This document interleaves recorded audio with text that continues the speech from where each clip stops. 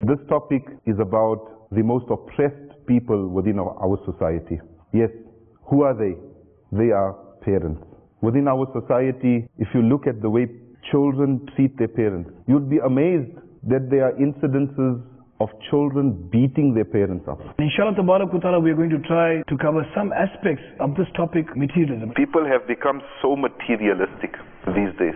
They will go to religious personalities, they will go to ulama, mashayikh, only when they have a business problem, when they have a problem with their finances, then they go and find their way to the masjid. And the purpose of them going to the masjid is not for the pleasure of Allah Azza wa Jal, but rather to fix up their financial position. We think that by just giving our children knowledge of the world, that we make them doctors, engineers, etc., that we are doing them a favor. If we don't tell them about deen, which is the main maqsad, many people, unfortunately, in this dunya, they don't know why they are here.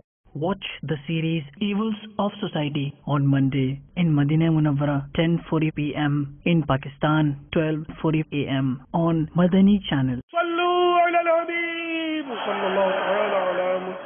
मुझे अपनी और सारी दुनिया के लोगों की इस्लाह की कोशिश करनी है।